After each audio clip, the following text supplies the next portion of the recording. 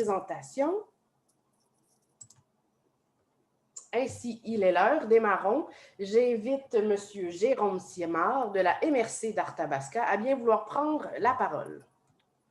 Oui, bonjour, je me présente, Jérôme Simard, aménagiste à la MRC d'Arthabasca. Je vais vous présenter un peu le contexte qui entoure la réalisation du plan régional des milieux hydriques et naturels. En fait, tout ça découle de la loi sur la conservation des milieux humides et hydriques, qui a été adoptée le 16 juin 2017 par le gouvernement du Québec, qui demande à tous les MRC du Québec de se doter d'un plan régional des milieux humides et hydriques d'ici le 16 juin 2022. Donc, considérant les objectifs de la loi qui demande d'établir un cadre qui tient compte des bassins versants, compte tenu que les enjeux sur les milieux humides débordent des strictes limites de la MRC, la MRC d'Arthabasca travaille de concertation avec la MRC de l'Érable, Drummond et Nicolas Yamaska à la réalisation du plan régional des milieux humides, tout ça dans une démarche régionale.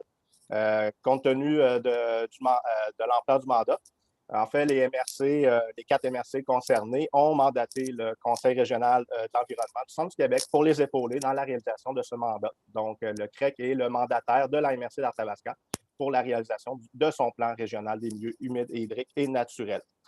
Compte tenu que c'est un exercice d'importance, celui-ci est basé sur une connaissance fine du territoire. Donc, on est aujourd'hui à la présentation du portrait du territoire de la MRC.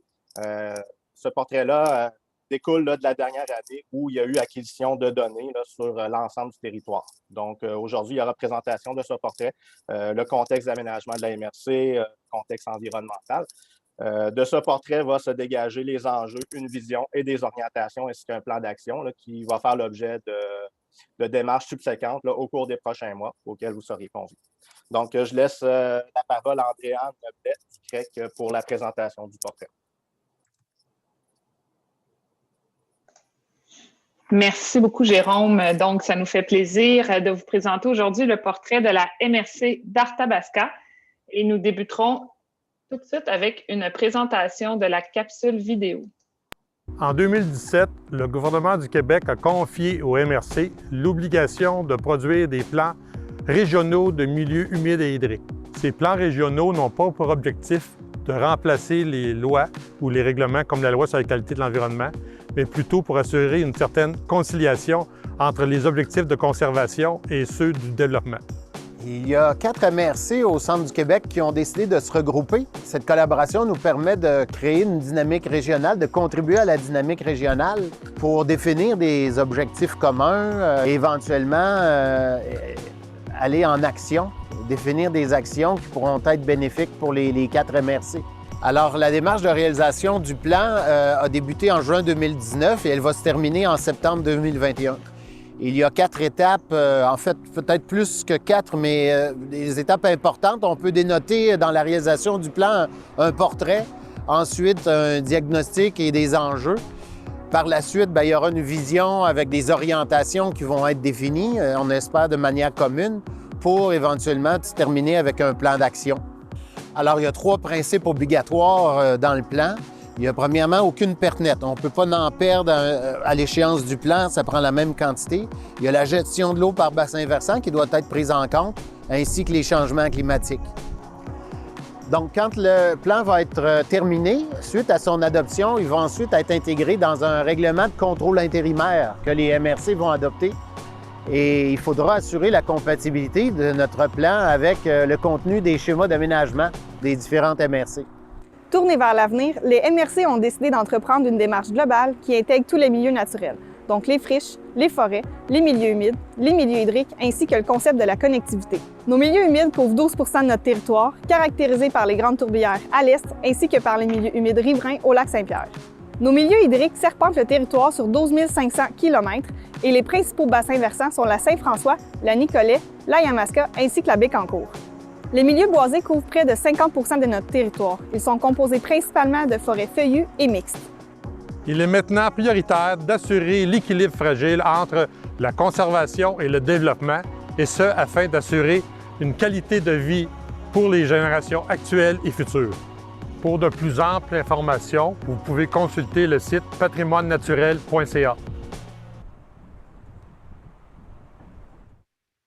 En 2017, Nous venons donc d'entendre les principales informations relatives au plan régional des milieux humides et hydriques, ce qu'on nomme les PRMHH. Les PRMHH, comme Jérôme l'a mentionné et comme nous l'avons entendu dans la capsule, est une obligation en vertu de la loi sur l'eau, soit les articles 15 à 15,7. Les MRC de la région et de l'ensemble du Québec doivent identifier les milieux humides et hydriques présentant un intérêt écologique, les milieux humides et hydriques devant être encadrés par des encadrements des activités et les milieux humides et hydriques nécessitant des mesures de restauration ou même des territoires nécessitant de la création de milieux humides et hydriques. Afin de rendre cette démarche plus optimale, les 4 MRC du territoire, la MRC de l'Érable, d'Arthabasca, de Drummond et de Nicolet-Yamaska, ont joint leur effort dans une démarche collective pour la réalisation des plans régionaux des milieux humides et hydriques. Ils ont offert ici un mandat au Conseil régional de l'environnement du Centre du Québec de réaliser la démarche. Comme mentionné précédemment, les plans régionaux des milieux humides et hydriques comprennent les milieux humides, les milieux hydriques, soit les cours d'eau et les lacs. Ainsi, nous avons ajouté, les 4 MRC ont ajouté à la démarche les forêts, le principe de connectivité, ainsi que les friches. L'ensemble des informations se retrouve au patrimoinenaturel.ca. Nous vous invitons à visiter le site pour aller prendre l'ensemble des informations. La démarche des PRMHH comprend 6 grandes étapes, soit l'amorce de la démarche, le portrait, le diagnostic, l'encadrement de conservation, le plan d'action, ainsi que le dépôt au ministère de l'Environnement et de la lutte contre les changements climatiques. Nous en sommes présentement à vous présenter le portrait. L'ensemble des 4 portraits ont été déposés au Conseil des maires, donc à l'ensemble des élus des MRC participantes. Au courant de cette grande démarche, différents webinaires d'information sont organisés. Le premier s'est tenu au mois de juin pour présenter l'amorce de la démarche. Nous vous présentons maintenant le portrait. Et nous vous invitons à mettre à votre agenda les prochains webinaires, soit le 15 mars 2021, le 15 mai, la grande consultation de juin et le 15 octobre. Chacun des webinaires est associé à l'étape qui est inscrite juste en haut.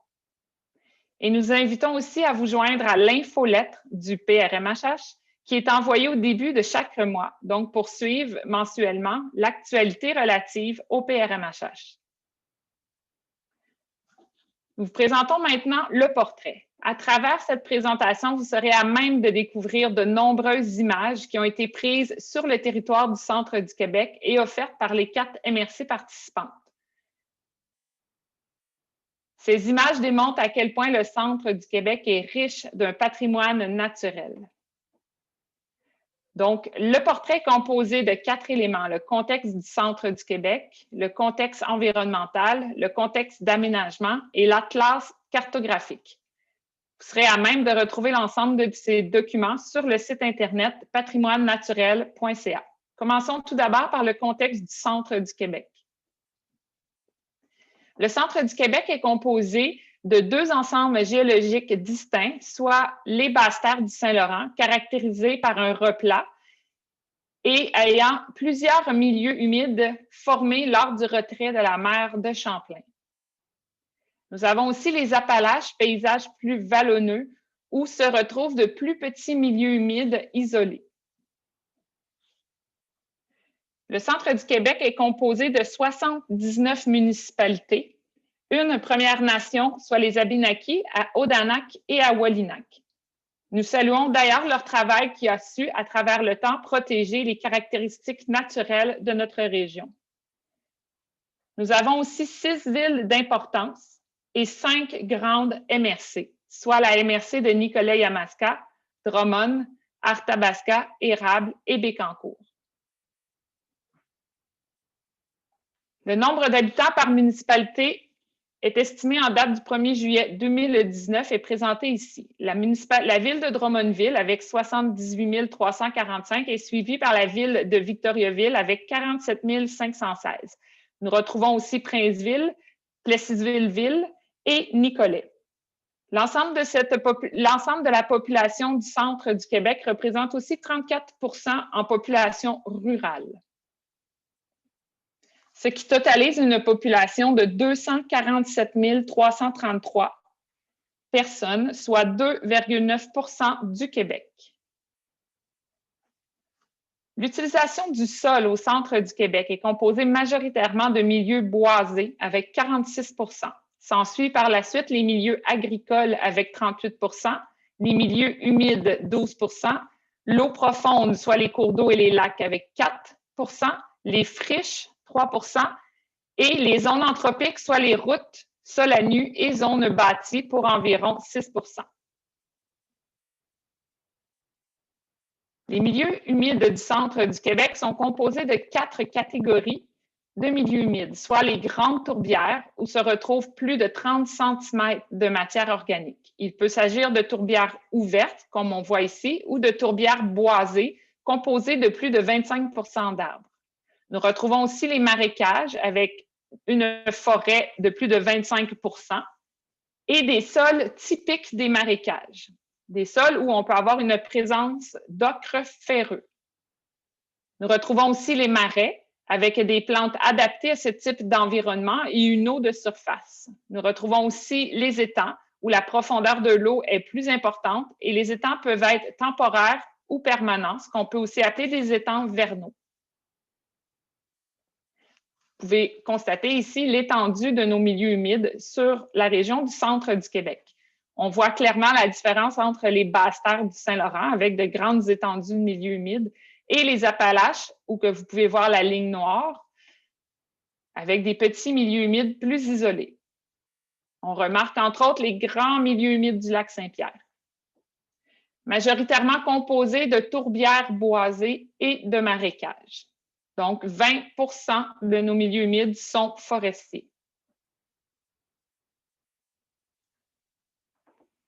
En ce qui concerne la répartition par MRC, la MRC de l'érable domine avec 19 de son territoire en milieu humide. Par la suite, suivi de la MRC de Nicolet-Yamaska avec 12 suite au grand milieu humide du lac Saint-Pierre, la MRC d'Arthabasca et de Drummond. En ce qui concerne les milieux humides, le centre du Québec est très riche en milieux hydriques, soit les grands lacs, on peut penser au lac William, le lac Joseph, le lac Nicolet, les Trois-Lacs et de nombreux autres lacs. Le lac Saint-Pierre, reconnu par l'UNESCO comme un patrimoine de biodiversité, et les nombreux cours d'eau qui serpentent, que ce soit des cours d'eau urbains, agricoles, forestiers ou tout à fait naturels qui serpentent notre territoire. L'ensemble de ces cours d'eau se déverse dans ce qu'on appelle un bassin versant. C'est la portion de territoire qui est drainée par un cours d'eau principal et ses tributaires, lesquels s'écoulent et convergent vers un même point de sortie appelé exutoire. Au centre du Québec, nous avons 4 grands bassins versants, soit le bassin versant de la Yamaska, de la Saint-François, de la Nicolet en mauve au centre et le grand bassin de la Bécancour. L'ensemble de ces bassins draine une eau qui est au-delà du centre du Québec, jusqu'aux États-Unis, jusque dans Chaudière-Appalaches et en Montérégie.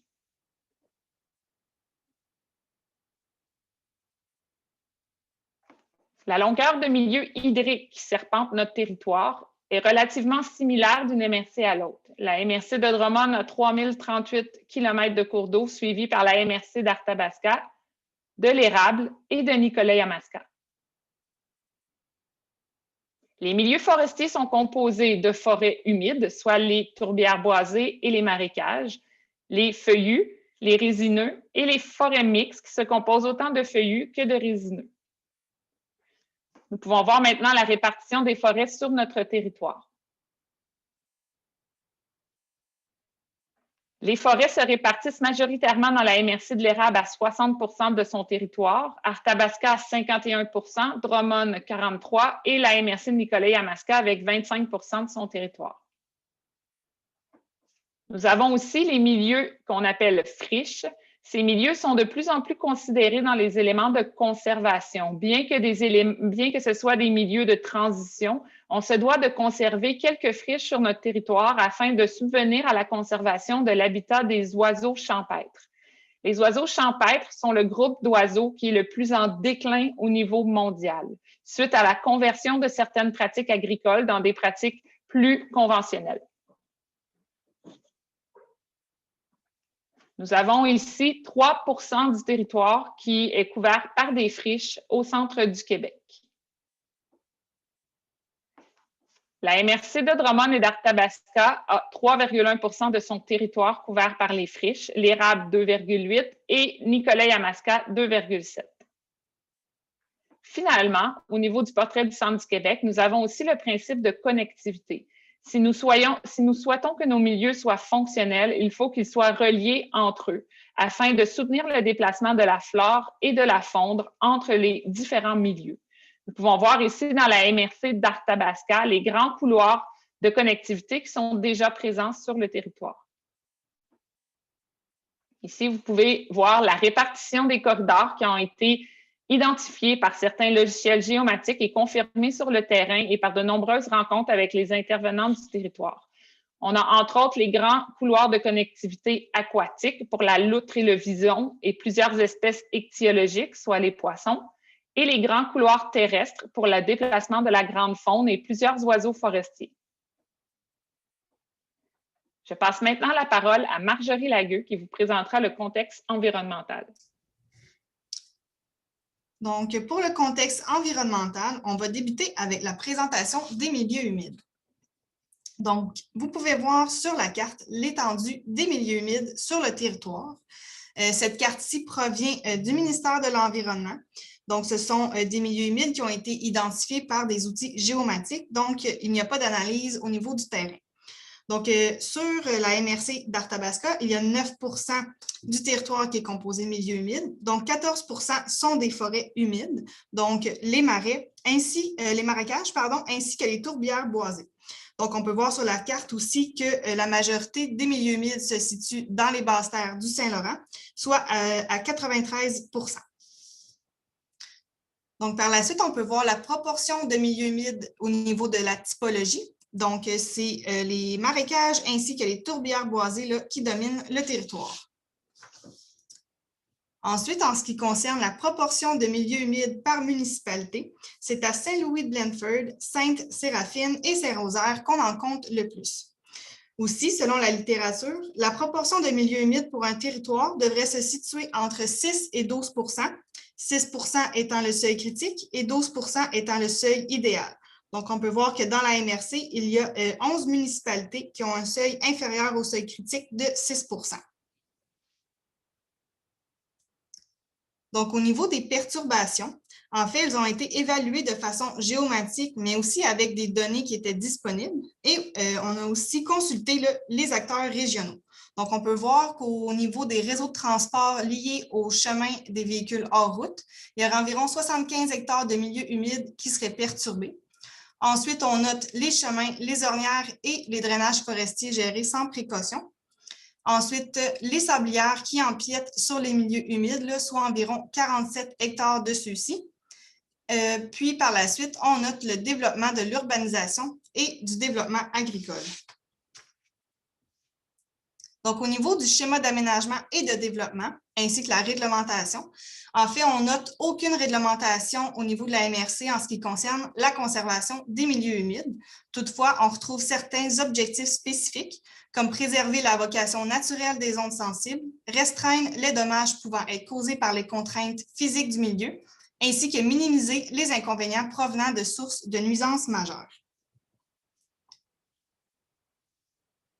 Donc, maintenant, nous allons passer au milieu hydrique. Donc, vous pouvez voir sur la carte qu'il y a 4 bassins versants principaux, soit la Saint-François qui passe à Saint-Martyr canadien, le bassin de la rivière Nicolet et Bécancour, ainsi que le bassin de la rivière Gentilly qu'on voit à Saint-Louis-de-Blandford et Maddington Falls. Donc, les cours d'eau de la MRC représentent environ 2900 km. Donc, ici, on voit les stations de suivi du territoire là, au niveau de la qualité de l'eau. Donc, pour la rivière Nicolet, en fait, on indique que la qualité de l'eau est douteuse. La même chose pour la rivière des Pins. Et en ce qui concerne le ruisseau Gosselin, l'eau serait d'une très mauvaise qualité. Donc, ici, on voit les zones de contrainte au niveau de la MRC. Les lignes rouges représentent les zones urbaines. Donc, au niveau des zones inondables, en fait, la récurrence est mentionnée. Ça nous permet d'évaluer la fréquence des inondations. Donc, au niveau du 0-2 ans, qui représente une chance sur 2, on a seulement une zone à Sainte-Hélène-de-Chester.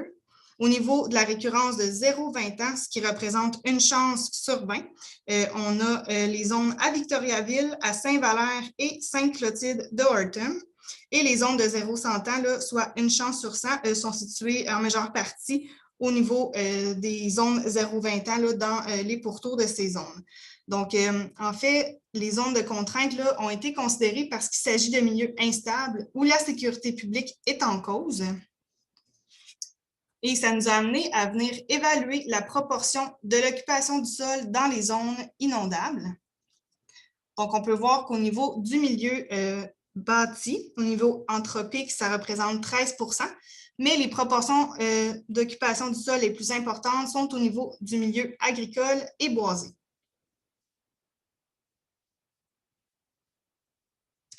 Donc, maintenant, pour les perturbations, encore une fois, qui ont été évaluées avec les analyses géomatiques et les acteurs régionaux, on note en milieu forestier les traverses à gué, les ornières et le drainage qui perturbent nos milieux hydriques. Il y a aussi en milieu agricole le drainage, le ruissellement de surface ainsi que la pollution diffuse. Afin de contrer ces problématiques, toutefois, il y a de nombreux diagnostics d'érosion qui ont été réalisés sur le territoire de la MRC. Ensuite, pour le milieu urbain, la problématique majeure est le taux d'imperméabilisation des surfaces connectées à un réseau de drainage pluvial. Donc ici, on peut voir une image qui concerne les cours d'eau rectifiés. Donc, la première image vous montre l'état initial du cours d'eau, puis ensuite, celui-ci a été modifié par les actions de l'humain. Donc, au niveau de la MRC, on a évalué avec des photos aériennes les cours d'eau qui seraient rectifiés et ils représentent environ 50 % des cours d'eau de la MRC. Donc maintenant, vous voyez les bassins versants qui ont été priorisés. En fait, ceux-ci ont été ciblés en raison de leurs problématiques qui sont plus importantes. Donc, il y a le bassin de la Bulstrode, des Rosiers, des Pins et Trois-Lacs. Donc, au niveau du bassin versant de la rivière des Pins, on note des problèmes d'érosion dans les secteurs agricoles. Il y a aussi une mauvaise qualité de l'eau et des rejets des eaux usées traitées dans la rivière des Pins à Warwick et Tingwick. Donc, ensuite, pour la rivière des Rosiers, on voit qu'il y a une mauvaise qualité de l'eau, il y a du reprofilage du cours d'eau et aussi de grande importance de superficie en terre en culture. Et la rivière est susceptible aux inondations. Donc maintenant, pour le bassin versant de la Bulstrode, on a des problèmes d'érosion dans les secteurs agricoles, une mauvaise qualité de l'eau et il y a aussi le vidange des eaux usées dans la rivière Bulstrode à Saint-Samuel. Et pour finir avec le bassin versant des Trois-Lacs, on note une mauvaise qualité de l'eau ainsi que des problèmes de sédimentation qui persistent depuis plusieurs décennies. Donc, au niveau du schéma d'aménagement, on note le règlement sur le libre écoulement des eaux. Il est mentionné que des autorisations municipales doivent être obtenues préalablement pour effectuer des interventions sur les rives et le littoral. Et dans le schéma, les constructions interdites ainsi que les cas d'exception sont mentionnés. Donc, maintenant, pour les milieux boisés, ici, on peut voir sur la carte l'étendue du couvert forestier, qui représente 51 % du territoire, dont 7 % sont des forêts humides, donc les marécages et les tourbières boisées.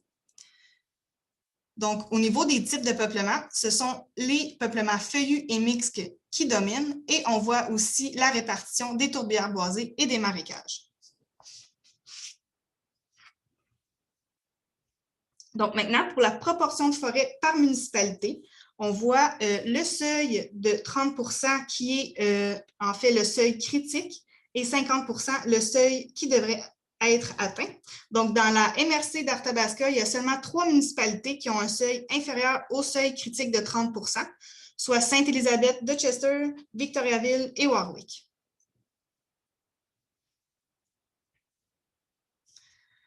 Donc, la carte qui est visible à l'écran, vous voyez des points et des polygones, en fait, qui représentent des éléments d'intérêt forestier. Donc, ces éléments d'intérêt forestier se composent de forêts rares, de forêts refuges et de forêts rares refuges. Elles représentent les groupements aérables à giguère, les érablières argentées, les paissières rouges à sapin sur tourbe, les érablières à bouleau jaune et hêtre, ainsi qu'une sapinière à tuya sur serpentine. Maintenant, en ce qui concerne les forêts matures, on peut voir que ce sont les feuillus et les mixtes vieux inéquoiens qui dominent. En fait, inéquoien, c'est une forêt qui comprend plusieurs classes d'âge et de grandeur. Donc, au niveau des perturbations, encore une fois, qui provient des consultations et des analyses géomatiques. On note le changement d'usage. Donc, dans la MRC, la cause du changement d'usage qui est due au développement des petits fruits autorisés en vertu du REA, soit le règlement sur les exploitations agricoles, a été notée. Ensuite, la pression du développement urbain, toutefois, c'est relativement faible. Maintenant, au niveau des changements climatiques, on note les ravageurs ou les maladies qui affectent les épinettes, les frênes et les hêtres. Puis, on note aussi que nos forêts sont plus jeunes qu'autrefois. Donc, encore une fois, au niveau du schéma, on note le règlement relatif au déboisement qui prévoit que l'abattage des arbres est permis avec un certificat d'autorisation émis par l'inspecteur régional. On note toutefois que le déboisement n'est pas permis dans certaines zones, soit sur les terrains où la pente est supérieure à 30 %, dans une zone de mouvement de terrain et de grand courant, ainsi que dans les bandes boisées d'au moins 20 mètres pour certains cours d'eau et 300 mètres pour certains lacs. Donc maintenant, au niveau des friches, elles représentent 3 % de notre territoire. Bien, en fait, du territoire de la MRC d'Arthabasca. Elles sont importantes pour la biodiversité, le contrôle de l'érosion, ainsi que la régulation du cycle hydrologique. Toutefois, il n'y a aucune réglementation dans la MRC concernant les friches. On note quelques perturbations, soit le changement d'usage lié à la foresterie, l'agriculture et l'urbanisation, puis la modification de structures anthropiques liées au bâtiment de ferme. Donc, pour terminer, ici, on voit certaines espèces exotiques envahissantes qui ont été observées dans la MRC. Toutefois, c'est des observations qui ont été rapportées au ministère de l'Environnement. Donc, on peut s'attendre à ce que l'étendue des espèces exotiques envahissantes soit plus importante. Donc, en haut à gauche, on voit la berce du Caucase qui a été observée à Saint-Valère et Sainte-Hélène de Chester. Ensuite, en bas à gauche, la tanche qui a été observée à Daveliouville. Et en haut à droite, on voit la renouée du Japon qui a été observée à Victoriaville et à Saint-Christophe d'Arthabasca. Donc maintenant, pour le contexte d'aménagement, je vais laisser la parole à ma collègue Anaïs Messier. Oui, bonjour tout le monde. Donc, pour le contexte d'aménagement, le dernier chapitre du portrait, on va aborder plusieurs éléments. En fait, ce chapitre donne une idée des activités économiques les plus importantes, des activités de développement en cours et à venir. Et puis, pourquoi analyser ces éléments-là dans le cadre des plans régionaux? C'est qu'en ayant en tête et en localisant toutes ces activités, on peut mieux planifier l'aménagement pour le futur. Le but étant toujours de concilier les objectifs de ce développement planifié et de la conservation des milieux naturels. Premier élément qui a été considéré, la démographie. Donc, la MRC compte 74 000 habitants environ, ce qui en fait la deuxième MRC la plus populeuse de la région. Comme mentionné tout à l'heure, en fait, la MRC d'Arthabasca représente 30 % de la population du centre du Québec. La population a été généralement à la hausse dans les dernières années. La population est également vieillissante, ce qui pourrait représenter dans le futur des nouveaux enjeux pour la demande en logement. Par contre, ce n'est pas une observation qui est exclusive à la MRC d'Arthabasca, c'est vraiment observé à l'échelle de la région et même de la province du Québec. Deuxième élément qui est intégré à ce chapitre, les éléments économiques. Donc, c'est certain que les secteurs secondaires et tertiaires, donc les secteurs manufacturiers et celui des services, occupent une place surtout à Victoriaville, Victoriaville étant la ville-centre de la MRC. Toutefois, le territoire de plusieurs autres plus petites municipalités est occupé en forte proportion par le milieu agricole, également par le milieu forestier. On peut donc dire que les activités agricoles sont vraiment au cœur de l'économie de la MRC. En fait, ce sont les productions animales qui génèrent le plus de revenus. Le secteur laitier est vraiment en tête à ce titre-là. Les cultures qui occupent les plus grandes superficies sur le territoire seraient celles du foin, du soya et du maïs grain. Les activités de foresterie et d'acériculture sont assez présentes sur le territoire. En fait, il y a 30% de la commercialisation régionale de sirop d'érable qui provient de la MRC d'Arthabasca. Et il y a également 30% des revenus régionaux de la production de bois qui provient de la MRC. En ce qui concerne la canneberge, qui est une culture assez typique de notre région, elle est bien représentée dans la MRC. En fait, c'est la première MRC au centre du Québec en termes de superficie consacrée à la culture de la canneberge. D'ailleurs, ce secteur-là bénéficie de conditions qui seraient favorables à sa croissance dans le futur. En ce qui concerne les autres perspectives de développement, on peut traiter en particulier du développement résidentiel à venir pour essayer de déterminer les secteurs où il y aurait une plus forte demande de développement résidentiel dans les prochaines années. On s'est fié sur les chiffres qui sont fournis par l'Institut de la statistique du Québec, donc qui fournit des projections sur l'évolution du nombre de ménages par municipalité pour la période 2016-2036, donc une période de 20 ans. C'est sûr qu'il est important de garder en tête que ce sont des projections, ce sont des chiffres volatiles qui peuvent différer de la réalité, bien sûr, pour toutes sortes de raisons, de contextes qui ne sont pas encore connus. Par contre, c'est une base très utile pour la planification qui est largement utilisée.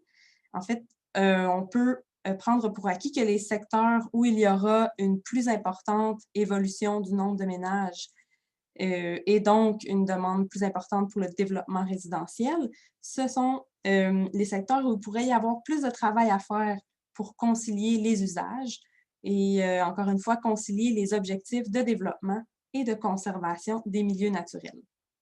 Dans la MRC, c'est vraiment, bien sûr, la ville de Victoriaville qui est appelée à connaître une plus forte croissance du nombre de ménages. Mais il y a également quelques autres municipalités, en particulier Saint-Christophe d'Arthabasca et Saint-Louis de Blandford, qui pourraient connaître une augmentation relative assez significative d'ici les prochaines années, d'ici 2036. Pour passer au prochain sujet, donc celui des affectations. En fait, tout d'abord, la définition d'une affectation, c'est une vocation, une fonction que les MRC doivent attribuer à toutes les parties de leur territoire. Et ces vocations-là, en fait, ne veulent pas dire qu'une seule activité, par exemple, serait permise sur ce territoire, mais ça définit en général ce que la MRC s'attend à ce qui se déroule dans les limites de chaque affectation.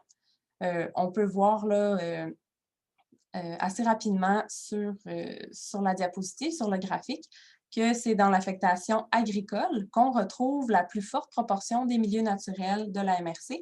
Ce sont en particulier les forêts et les milieux humides qui sont représentés. Bien sûr, comme je vous le disais tantôt, là, le milieu agricole occupe une très grande place sur le territoire. Et en fait, la majorité du territoire, là, il y a environ 77% de la MRC qui est en affectation agricole. Et puis, pour vous donner une idée, la définition de cette affectation qui est donnée par la MRC, c'est qu'elle concerne les secteurs où se pratique une agriculture active et dynamique. Elle comprend, entre autres, donc les activités de culture du sol, d'élevage d'animaux, les cultures de canneberge, les érablières sont intégrées à cette affectation. Maintenant, un autre genre de données qu'on a pu considérer, ce sont les zones avec potentiel de développement. Sur l'image, vous voyez un zoom sur les municipalités de Davyville et de Maddington Falls. En rouge, vous avez les limites des périmètres urbains. Donc, des zones de développement, avec potentiel de développement ont été identifiées par quelques municipalités sur le territoire. Ça ne veut pas dire, évidemment, que le développement serait circonscrit dans ces zones dans les prochaines années, mais à tout le moins, on peut penser que c'est là qu'il devrait se faire en priorité. Donc, les terrains définis comme vacants selon l'évaluation ont également été localisés sur le territoire. Et ces deux éléments-là, donc les zones avec potentiel de développement et les terrains vacants, sont vraiment un tout premier pas pour l'analyse à la fois des opportunités et des défis qui pourraient se poser pour la conservation des milieux naturels, en particulier dans les zones urbaines. Vous pouvez voir, par exemple, une statistique qu'on a pu ressortir avec l'analyse des zones avec potentiel de développement. C'est qu'actuellement, il y a 79% de ces zones-là qui sont boisées, 9% en milieu humide. Et par contre, il n'y aurait pas de friche actuellement sur cette partie du territoire. Maintenant, un petit aperçu des autres outils de planification qui sont déjà en vigueur et donc qu'il est essentiel de considérer dans l'élaboration des plans régionaux. D'abord, évidemment, le schéma d'aménagement et de développement de la MRC qui comporte quelques grandes orientations que vous pouvez voir à l'écran. Donc, ce sont les principales orientations qui ont un lien très direct avec la conservation des milieux naturels. Il y a aussi d'autres outils de planification, d'autres documents qui comprennent des orientations, des visions, des objectifs, des actions qui sont aussi intimement liées à la conservation des milieux naturels. Donc, sur la prochaine diapositive, on peut voir une liste de ces outils de planification. En tout premier lieu, le plan de conservation des milieux naturels de la MRC d'Arthabasca qui a été créé en 2019 et qui a été par la suite adopté par la MRC depuis ce temps. On peut faire ensuite une petite parenthèse sur les changements climatiques. En fait, on vous en parle parce que les MRC ont l'obligation d'intégrer des considérations liées au changement climatique dans leur plan. On s'est basé pour cette diapositive-là sur des fiches qui ont été produites récemment par Ouranos, qui est un consortium québécois en climatologie régionale. Donc, ils ont produit, entre autres, des projections pour l'horizon de 2041-2070. Rapidement, en hiver et au printemps, on pourrait s'attendre à une augmentation des températures, mais à une augmentation de la fréquence des épisodes de froid extrême, une modification du cycle de gel-dégel. Donc, il y aurait plus de moments dans l'année où il y aurait une alternance entre le gel et le dégel avec tout ce que ça peut apporter comme conséquence, entre autres, sur nos infrastructures. Une augmentation des précipitations est également attendue sous forme de pluie. Donc, il y aurait une diminution du couvert de neige en hiver et au printemps. Pour l'été et l'automne, on peut également s'attendre à une augmentation des températures, une augmentation du nombre de jours de canicule, une diminution des précipitations, donc possiblement des sécheresses, des épisodes de pluie moins fréquents, mais beaucoup plus intenses, donc plus de gros coups d'eau à prévoir. Tous ces aléas climatiques ont et auront des conséquences sur notre mode de vie, sur notre santé, sur la sécurité publique. Par exemple, pour la sériculture, on peut s'attendre à ce que la diminution du couvert de neige ait des impacts sur la productivité, des conséquences négatives à prévoir également sur l'agriculture et le monde du tourisme. Ensuite, il y a évidemment des conséquences à prévoir sur la santé humaine. Par exemple, les espèces exotiques envahissantes pourraient être amenées à avoir une plus grande dispersion, en particulier celles liées à la santé humaine. On entend par là, par exemple, la tique, qui est porteuse de la maladie de Lyme, et la berce du Caucase. Les îlots de chaleur seraient un phénomène qui serait aussi amené à empirer, en fait, dans les zones urbaines, là, avec l'augmentation des températures et des épisodes de canicule en été et à l'automne. il y aurait des conséquences directes sur la santé, surtout des populations les plus vulnérables, et donc probablement davantage d'hospitalisation liées à la chaleur. Tout ce qui touche la modification du régime hydrologique aura aussi des conséquences directes. On peut penser à la crue printanière hâtive, à une augmentation de la fréquence et de l'intensité des inondations, à une surcharge des réseaux d'égouts, à des risques plus élevés de glissement de terrain et à des étiages plus fréquents. Et pour terminer cette diapositive, les conséquences attendues sur les milieux naturels. Tout d'abord, c'est sûr qu'il y a une certaine vulnérabilité des peuplements forestiers au stress climatique. En effet, la sécheresse cause une défoliation des arbres et ce qui peut éventuellement mener à de la mortalité.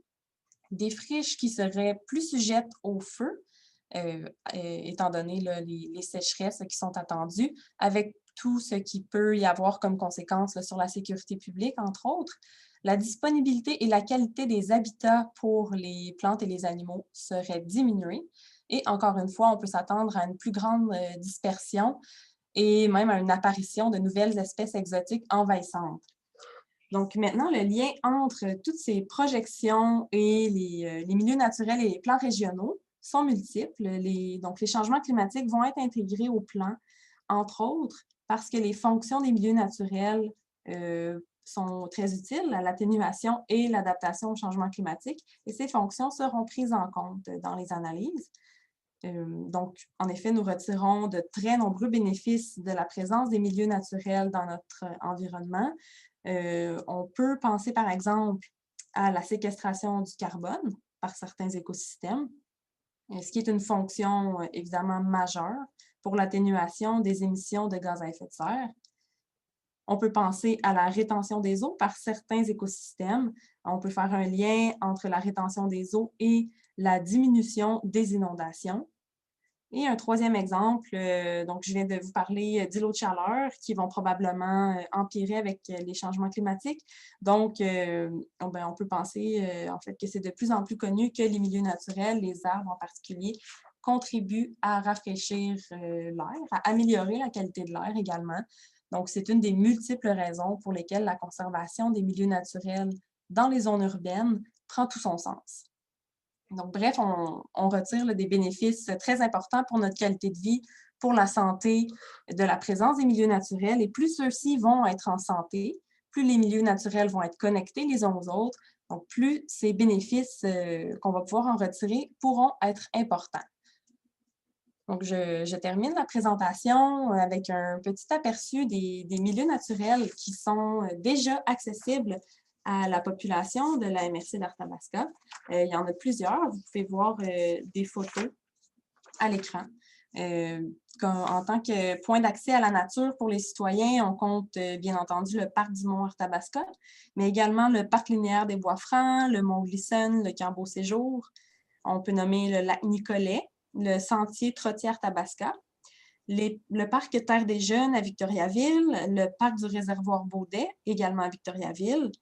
On peut même penser à la forêt éducative de la Société sylvicole d'Arthabasca-Drummond, aux chutes de Maddington Falls et au secteur Trois-Lacs à Saint-Rémy de Tingwick. Donc, on trouvait important de souligner qu'il y a déjà quand même un bel accès au milieu naturel pour les citoyens de la MRC.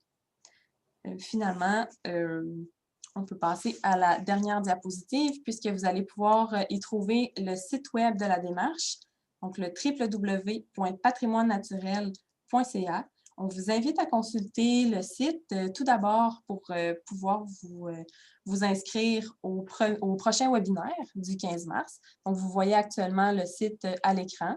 En défilant vers le bas, vous aurez, comme je le mentionnais à l'instant, la possibilité de vous inscrire au prochain webinaire, la possibilité de vous inscrire à l'infolettre. En inscrivant vos informations, là, vous allez pouvoir recevoir des informations à chaque mois concernant l'avancement de la démarche. En cliquant sur l'onglet « Portrait », vous allez avoir accès aux documents dont on vous a parlé là, durant cette présentation. Vous y aurez accès d'ici la fin de la journée d'aujourd'hui. Et également, très important, un formulaire pour pouvoir nous transmettre vos commentaires. Donc, on vous invite fortement à nous transmettre des commentaires, votre opinion concernant le portrait et la présentation d'aujourd'hui. Donc, pour terminer, je vais passer la parole à ma collègue Marie-Claude Lavigne pour la période de questions. Ainsi, vous venez d'assister à la présentation du portrait de la MRC d'Arthabasca dans le cadre de l'élaboration de son plan régional des milieux humides, hydriques et naturels, soit le PRM-HHN.